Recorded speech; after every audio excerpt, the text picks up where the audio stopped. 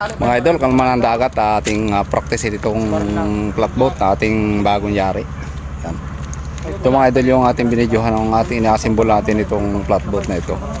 Yan, tapos na, may pintura na, pinturahan. Ating titistingin muna dito sa dagat kung gano'n ka tulin tumakbo. Ang daming paluhan yung kay Jason na yan, tatlo. Tingnan natin yung makina mga idol at saka yung ilis eh. Ito na mga idol yung kayarian na ng bangka at saka napinturahan na. Hindi pala mga idol na papangalanan. Yan.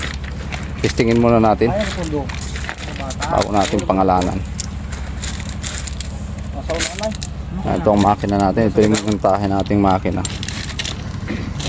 Yung 19.5 HP na ProQuip.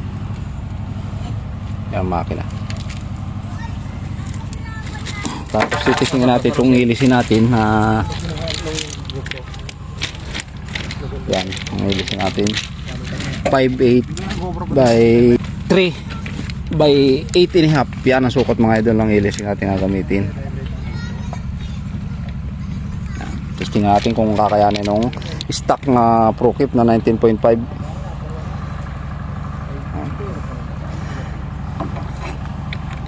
Dalawa kami mga idol sakay dahil magbibideo yung isa. Testingin natin kung kayang igataw talaga ng maayos niya yung dalawang tao.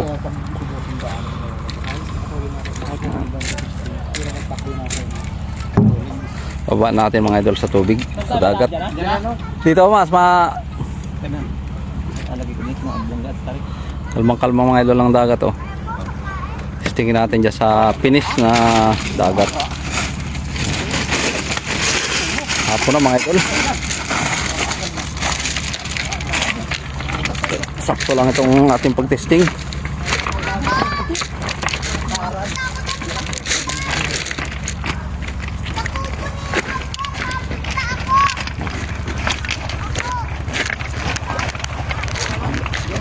Dagat na.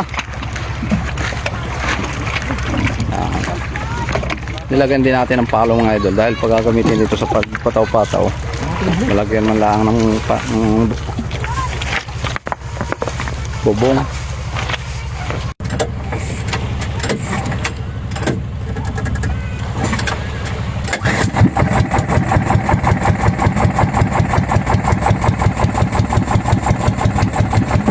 Yung Telo na ipit.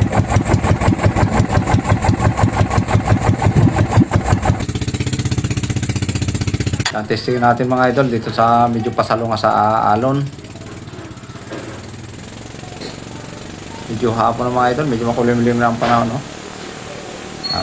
Testingin natin sa pasalunga dito sa papinong alon.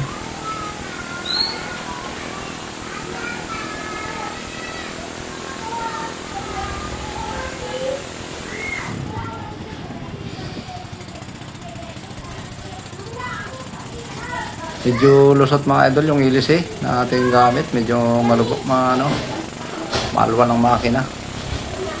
Pero pagka gagamitin mga idol sa paghanap buhay, okay lang, tama lang ito.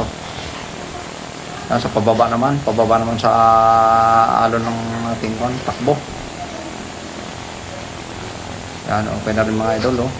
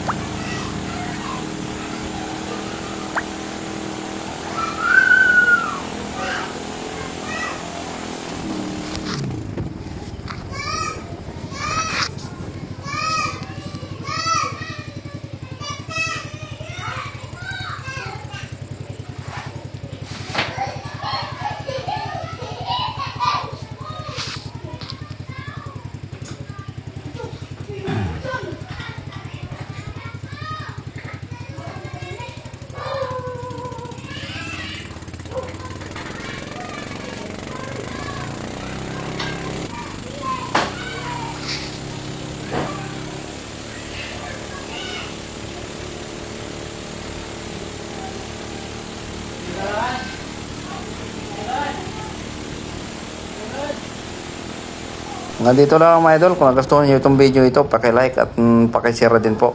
Yan, thank you so much po sa inyong lahat.